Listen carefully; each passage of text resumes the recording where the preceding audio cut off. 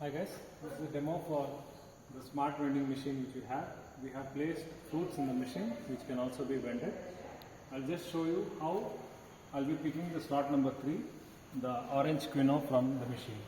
So I'll be selecting the product on the screen.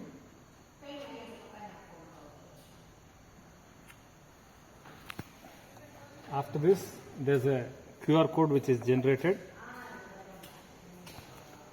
I'll scan the QR code. I'll be making the payment.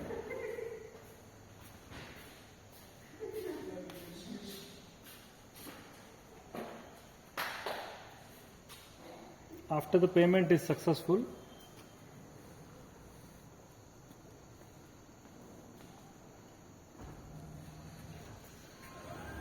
you can see the elevator which is picking the orange.